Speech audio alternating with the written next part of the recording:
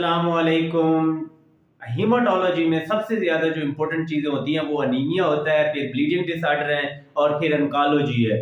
तो अनीमिया जो है वो आज मैं आप लोगों को एक ओवरले दूँगा और यूएचएस के लिहाज से जो उसने बार-बार पूछा है वो उसके बारे में बताऊँगा। सबसे पहले तो ये है कि जब भी अनीमिया की प्रेज़ेंटेशन होती है तो वो डिफरेंट मोड से सबसे पहले तो ये है कि फटीगेबिलिटी होती है और पेशेंट को टायर्डनेस होती है और पेशेंट का जो कॉम्प्लेक्शन होता है वो पेल हो जाता है और उससे हमें पता चल जाता है कि पेशेंट को अनीमिया। फिर एचबी भी कम होगी और एचबी जब भी कम होती है सेकंड नंबर पे जो चीज देखते हैं वो एमसीवी है। एमसीवी में आप लोगों ने डिसाइड करना होता है what is the type of anaemia. तो वो उसमें अगर एमसीवी आपकी लोअर साइड पे है तो तब आपकी डायग्नोसिस में एक फार्मूला याद करना है, that is list lead poisoning. Lead poisoning जो है वो बहुत ही रियर है, इतना ज्यादा नहीं है। जो वॉल के ऊपर बच्चे वो करते हैं, उसको स्क्रैप करते हैं या उसकी वॉल को लिक करते हैं तो उस पे आप लेड पॉइजनिंग सोचे। अदरवाइज जो है वो बहुत ही कम होता है या बैटरी वर्कर है उसमें अनीमिया। उसके बाद सेकंड नंबर पे है आयरन डेफिशिएंसी अनीमिया, ये बहुत ही कॉमन है और इसकी जो मोस्ट कॉमन काज है वो पैरासिटिक इन्फेक्शंस हैं और आयरन डेफिशिएंसी अनीमिया की अभी डिटेल डिस्कस करते हैं। उसके बाद है सिड्रोब्लास्टिक, वो भी बहुत ही कम है।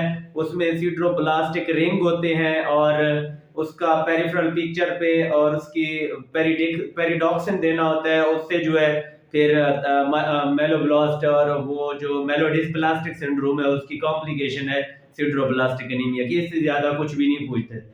उसके बाद थैलेसीमिया, ये भी बहुत कॉमन और रेयर डिजीज है और इसमें भी एमसीवी कम हो जाती है और इसमें आरबीसी और एमसीवी डिस्प्रोपोर्शनेट होते हैं। वहां से आपने पिक करना होता है क्योंकि आपकी जितनी एमसीवी कम होती है उतने आरबीसी भी कम होते हैं। तो वो फिर आयरन डेफिशिएंसी सिड्रोब्लास्टिक में तो आयरन हमेशा ज्यादा होता है और इसी तरह जो लेड पॉइजनिंग इन सब में एक प्रोपोर्शनेट होता है। लेकिन थैलेसीमिया में आरबीसी तो आपके पास होंगे लेकिन एमसीवी उस लिहाज से कम होगी ज्यादा। अच्छा, फिर है एमसीवी अगर ज्यादा आ जाती है, आपको पता है 100 से ऊपर जो मेगेलोब्लास्टिक एनीमिया, उसमें दो काजेज है, एक पर्निशियस एनीमिया जिसको विटामिन बी 12 डेफिशिएंसी और इसके अलावा जो है वो फोलेट डेफिशिएंसी होती है। तो इसको जल्दी जल्दी डिफरेंशिएट करते हैं क्योंकि उसने बहुत बार पूछा हुआ है। मेगेलोब्लास्टिक एनीमिया को भी डिस्कस करेंगे। एक होती है ऑटोइम्यून, अगर ये एमसीवी आपको सेंट्रलाइज लग रही है तो फिर आप सोचें कि या तो फिर आपके मैलएब्जॉर्प्शन सिंड्रोम है जैसे सीलिएक डिजीज, उसमें आयरन डेफिशिएंसी भी होती है, फोलिक एसिड भी होती है, मिक्स पिक्चर होती है, तो वो एमसीवी जो है वो सेंटर में रहती है। इसी तरह ऑटोइम्यून हिमोलिटिक एनीमिया में भी एमसीवी में या तो मेगेलोब्लास्ट की वजह से है तो वो बढ़ सकती है, अदरवाइज वो भी ठीक होती है। ऑटोइम्यून हिमोलिटिक एनीमिया भी उसने एक बार पूछा हुआ है। तो सबसे पहले तो आयरन डेफिशिएंसी एनीमिया, आयरन की काजेस बहुत सारी हैं जिसमें अपर जी ब्लीड है और पैरासिटिक इन्फेक्शन है और फीमेल में मेनोरेजिया है और इसी तरह आपकी डाइट में न्यूट्रिशनल डेफिशिएंसी हो सकती है या ब्लड लॉस ज्यादा है तो आयरन डेफिशिएंसी एनीमिया कहीं से हेमरेज है। इसीलिए काज को देखने के लिए हमेशा स्टूल एग्जामिनेशन कराना होता है और पर जी एंडोस्कोपी करानी होती है। और इसका जो सेंसिटिव टेस्ट है which is confirmatory test that is specific test that is serum ferritin level. तो एक ही टेस्ट आपने आयरन डेफिशिएंसी, सीरम आयरन भी कम होगा, सीरम फेरेटिन भी कम होगा, ये याद रख लें। और उसके अलावा फिर आपकी एमसी भी कम होगी और एच भी कम होती है और टीआईबीसी ज्यादा होगी, आयरन बाइंडिंग कैपेसिटी। और फिर आपकी जो माइक्रोस्कोपिक, हम हमेशा ब्लड में मॉर्फोलॉजी देखते हैं। मॉर्फोलॉजी में आयरन डेफिशिएंसी एनीमिया के पेशेंट में जो है वो माइक्रोसिटिक हाइपोक्रोमिक पिक्चर होती है। ये भी आप लोगों के एमसीक्यू में पूछ सकता है। और उसके बाद सीधा सीधा नेक्स्ट जो है वो पूछता है, इन्वेस्टिगेशन हो गई, प्रेजेंटेशन हो गई, फिर आगे मैनेजमेंट पूछेगा। मैनेजमेंट क्या है, आयरन में रिप्लेस करना है आपने, आयरन जो सल्फेट है वो आपने टीडीएस में देना होता है 200, या ग्लूकोनेट है वो आपने 300 और उसके अलावा जो है और आपने अब इसका जो है अब ब्लड कब देना है आयरन डेफिशिएंसी में, ब्लड तब देना है जब पेशेंट को हिपोक्सिया हो सेरिब्रल या फिर इंजाइना हो या हार्ट फेलियर हो, तो वो इंडिकेशन होती है। या पेशेंट आईवी कब देना है, आईवी सिर्फ उस कंडीशन में देना है जब पेशेंट ओरल ना ले रहा हो या कंप्लायंस अच्छी ना हो, इनटॉलरेंट हो, पेशेंट को वोमिटिंग हो, तो तब आपने आईवी देना है। ये भी उसने पूछा। अब रिस्पांस कैसे चेक करते हैं, इसका भी एमसीक्यूज भी पूछा है और वो एससीक्यूज में भी पूछ सकता है कि रिस्पांस कैसे चेक करते हैं आपने। रेटिक्स आपके क्योंकि पहले कम हो गए थे, आयरन में भी कम है, मेगैलोब्लास्टिक में भी रेटिक्स आपके कम होते हैं क्योंकि इससे पैनसाइटोपिनिया हो सकता है। इसी तरह रेटिक्स जो है वो हमेशा आपके हीमोलिटिक एनीमिया में बढ़ते हैं, तो वो हम आगे डिस्कस करेंगे। तो इसी तरह इसका रिस्पांस में रेटिकुलोसाइट काउंट सबसे पहले बढ़ेगा, उसके साथ साथ एचबी जो है एक हफ्ते में 1 ग्राम जो है वो बढ़ जानी चाहिए। इस तरह आपने रिस्पांस जो है वो चेक करना होता है। तो रिस्पांस भी उन्होंने पूछा हुआ था। फिर आप आ जाते हैं मेगैलोब्लास्टिक एनीमिया, जो दूसरी टाइप है। इसकी 2 टाइप्स होती हैं, एक तो फोलेट डेफिशिएंसी होती है, एक या विटामिन बी12। बी12 की न्यूट्रिशनल डेफिशिएंसी भी हो सकती है, पर्नीशियस एनीमिया भी हो सकता है। पर्नीशियस एनीमिया उसने दूसरी ऑटोइम्यून डिजीज के साथ दे दिया, जैसे ग्रेव्स है या डायबिटीज है या वेटिलिगो है। जब आपके सिनेरियो में वेटिलिगो आ जाए तब आपने सीधा सीधा पर्नीशियस एनीमिया लगा देना है, मेगैलोब्लास्टिक एनीमिया लगा देना। उसने कई बार मेगैलोब्लास्टिक एनीमिया को पैनसाइटोपिनिया के साथ भी प्रेजेंट करके दिखाया है, क्योंकि ये करता है बोन मैरो के ऊपर एक्ट करता है, तो पैनसाइटोपिनिया के साथ आ सकता है। और इसने इसकी मोस्ट कॉमन प्रेजेंटेशन जो बताई है वो बताई है nerve sub combined degeneration of spinal cord के साथ। उसमें आपको पता है इसकी सेंसरी भी फीचर होता है। ऐसा कोई एनीमिया है जिसमें आप रिफ्लेक्सेस चेक कर रहे हो, सेंसेशन चेक कर रहे हो? Yes yes, that is pernicious anaemia.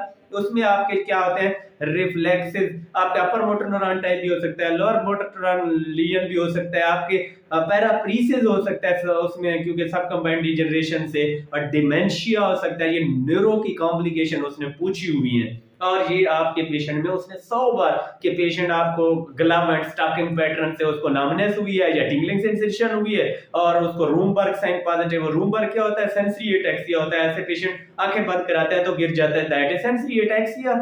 और इसी तरह जो है वो पेशेंट में वाइब्रेशन एंड प्रोप्रियोसेप्शन लॉस होती है, 2 सेंसेशन, पोस्टीरियर कॉलम डैमेज होता है, तो वो फिर इसमें आपने सीधा सीधा आंखें बंद करके पर्नीशियस एनीमिया या megaloblastic anaemia leading to sub combined degeneration of spinal cord ये लिख देना है। उसने 100 दफा पूछा है इसका, ठीक है। अब इसको डिफरेंशिएट कैसे करना है ये भी उसने 1-2 दफा पूछा है। एक तो शीलिंग टेस्ट होता है, 2 स्टेप शीलिंग टेस्ट वो आना चाहिए। फिगुलो टेस्ट होता है, वो भी डिफरेंशिएट। ये 2 टेस्ट हैं जो डिफरेंशिएट करते हैं मेगैलोब्लास्टिक एनीमिया।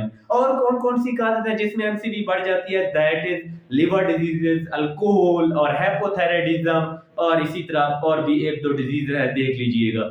और उसके बाद जो है अब इसको इन्वेस्टिगेट कैसे करते हैं। इसमें रेटिक्स कम हो जाते हैं, बढ़ भी सकते हैं, हिमालसिस हो जाए, लेकिन मोस्ट ऑफ द टाइम इसके क्योंकि ये न्यूट्रिशन डेफिशिएंसी में भी आता है। अच्छा, इसको चेक करेंगे, आरबीसी फोलेट लेवल चेक करना है और आपने विटामिन बी12 भी चेक करना है। इसी तरह आपने इसके अलावा जो है वो पेरिफेरल पिक्चर पे क्या है कि हाइपर सेगमेंटेड न्यूट्रोफिल्स, वो भी पक्का पक्का आपका डायग्नोसिस हो जाएगा। या फिर जैसे अच्छा बोन मैरो में एक चीज भूल गया था कि जो आयरन डेफिशिएंसी में एरिथ्राइड हाइपरप्लेजिया होता है, इसमें हाइपर सेगमेंटेड भी हो सकता है, मेगालोब्लास्ट भी आपको मिल सकते हैं पेरिफेरल पिक्चर पे। और फिर इसी तरह आपने कंफर्म करने के लिए लेवल करवाने और डिफरेंशिएट के लिए आपने शीलिंग टेस्ट या फिगुलो टेस्ट करवाना है। और आपकी इसकी न्यूरो की कॉम्प्लिकेशन भी बता दी है और भी बाकी सारी आयरन की। अब इसमें ना बॉल टंग हो जाती है, चिलोसिस होती है, डिमेंशिया होता है, मल्टीपल प्रेस्टीजियाज है, न्यूरो सिम्टम है, दैट इज पर्नीशियस एनीमिया और अदर ऑटोइम्यून के साथ। आप इसको रिप्लेस कैसे करते हैं ये भी बहुत इंपॉर्टेंट चीज होती है और 100 दफा उसने पूछी भी हुई है। एमसीक्यूज में भी पूछ सकता है, एससीक्यूज में भी पूछ सकता है। अच्छा, इसकी या तो सिंपल कर लेंगे, 5 डोजेस दे दें और 2 डेज के बाद या 3 डेज के बाद, उसके बाद 3 मंथली दे दें। ये होती हुई है कि 1 मिलीग्राम या इसको 1000 मैक्रोग्राम ये देना होता है। ये रिप्लेस है। 2 फार्मूले हैं, एक और भी फार्मूला है कि वीक के लिए आप 2 वीक्स के लिए अल्टरनेटिव डे दें, फिर आप 1 मंथ के लिए वीकली दें, फिर उसके बाद 1 मंथली दें। डिफरेंट टेस्ट के तरीके हैं, 2 रेजीम्स हैं, जो आपको अच्छी लगे वो आपने लिख देनी है। इसके अलावा हाँ, अगर आपको नहीं पता कि ये आरबीसी फोलेट लेवल डेफिशिएंसी है या आपको पर्नीशियस एनीमिया है, मेगैलोब्लास्टिक एनीमिया की काज का नहीं पता, तो आपने फिर दोनों रिप्लेस करने हैं। ये उसने पूछा हुआ है कि अगर नहीं पता फिर आपने फोलेट भी देना है और आपने बी कॉम्प्लेक्स ही देना है, समझे कि बी12 भी देना है, फोलेट भी देना है। अदरवाइज आपकी न्यूरोपैथी जो है वो क्या हो जाएगी, उससे एग्जैसरबेट हो जाएगी। अब इसमें भी मेगैलोब्लास्टिक एनीमिया के पेशेंट में भी आपने ट्रांसफ्यूजन करनी है जब उसको हार्ट फेलियर हो, एंजाइना हो। अच्छा जी, अब चलते हैं हम सीधा ऑटोइम्यून हेमोलिटिक एनीमिया की तरफ, क्योंकि मैंने आप लोगों को क्विकली बताना है। ऑटोइम्यून में स्प्लीन, स्प्लीन हमेशा जब भी स्प्लीन हो पेशेंट में आपने ऑटोइम्यून हेमोलिटिक एनीमिया सोचना है। आपके पेशेंट में एचबी कम है, स्प्लीन है, रेट एक्स ज्यादा है और कुछ हो ही नहीं सकता ऑटोइम्यून हेमोलिटिक एनीमिया के अलावा। आपने हमेशा वही सोचना है, उसमें रेट एक्स काउंट हिमालसिस की वजह से हो रहा है, जॉन्डिस पेशेंट को हो रही है, बिलिरुबिन पेशेंट का ज्यादा है। इसी तरह आपके पेशेंट में स्प्लीन और कोई ऑटोइम्यून की हिस्ट्री आपको जॉइंट पेन दे देता है, एसएलई की हिस्ट्री दे देता है, आरए की हिस्ट्री दे देता है, या फिर ये है कि पेशेंट को कोई लिम्फोमा है, या कोई पेशेंट को ड्रग्स ली है, या पेशेंट को कोई इन्फेक्शन हुआ है। हिमालसिस की काजेस बहुत सारी हैं और वो आपने cold haemolytic anaemia, warm haemolytic anaemia, autoimmune haemolytic anaemia, ये इनकी काजेस को भी एक दफा देख लीजिएगा। और इसमें टेस्ट ये अच्छा जी कोम टेस्ट होता है, डायरेक्ट इनडायरेक्ट कोम टेस्ट करते हैं हमेशा जब भी आपने हिमोलिटिक ऑटोइम्यून हेमोलिटिक एनीमिया को देखना हो तो वो कोम टेस्ट पॉजिटिव होता है। इसमें जो करते हैं वो जो आपने ट्रीट करना है, सबसे पहले तो आपने स्टीरॉयड देने होते हैं, प्रेडनिसोलोन 1 मिलीग्राम पर केजी के हिसाब से। इससे रिस्पांस आ जाता है, नहीं आता तो आप इम्यूनोसप्रेसेंट दे दें साथ, उससे भी नहीं आता तो स्प्लेनेक्टमी कर दें, स्प्लेनेक्टमी से भी नहीं आता तो रिटक्सीमैब दे दें। तो ये आपके डिफरेंट डिफरेंट रिजीम्स हैं और आपको बहुत ज्यादा सीवियर डेफिशिएंसी होगी है तो ट्रांसफ्यूजन कर दें। ये ऑटोइम्यून हेमोलिटिक एनीमिया को जल्दी जल्दी आपने ये स्टेप लिखने हैं, कोम टेस्ट पॉजिटिव होगा। फिर आपको एक थैलेसीमिया के बारे में मैं थोड़ा सा बताता जाता हूँ। What is confirmatory test, that is haemoglobin electrophoresis, और हो ही नहीं सकता है इसमें, क्योंकि आपको इसमें अच्छा जी एक ये भी बताया हुआ था कि दोनों कैरियर हैं तो परसेंटेज कितनी होगी, 25% होगा। ये सिंपल सिंपल था। और उसके बाद ये आगे इसकी जेनेटिक काउंसलिंग कौन सी होती है, कैसे करते हैं, वही है कुरियानिक वेलर सैंपलिंग में आप इसकी डायग्नोसिस पहले भी कर सकते हैं, प्रीनेटल भी कर सकते हैं, तो वो भी बताना होता है आपने।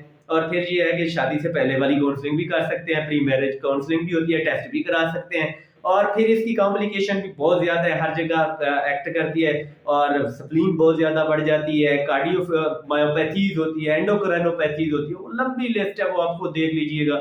इसमें मैंने कुछ आप लोगों को थैलेसीमिया में कोई खास नहीं बताना, क्योंकि उसमें वो हिस्ट्री, कजन मैरिज की हिस्ट्री होगी, स्प्लीन होगी और आपको जो है वो उसकी एमसीवी भी कम मिलेगी और उससे आपने डायग्नोज कर लेना है कि that is thalassaemia. Thalassaemia diagnosis का इशू नहीं होता। उसके बाद आपने ब्लड ट्रांसफ्यूजन देना होता है एवरी 3 मंथली, क्योंकि आरबीसी का स्पैन ही इतना है। उसमें हाइपर ट्रांसफ्यूजन किया है, सैचुरेटेड ट्रांसफ्यूजन किया है, और उसके बाद अगर उससे नहीं ठीक हो रहा तो दैट इज स्प्लेनेक्टमी, या फिर जीन थेरापी भी होती है, या फिर curative is bone marrow transplant. ये चीजें सारी मेंशन करनी है आपने। फिर इसके जो ब्लड दे रहे हैं आयरन ओवरलोड भी हो जाएगा, तो आयरन चिलेशन थेरापी भी आपने मेंशन करनी होती है।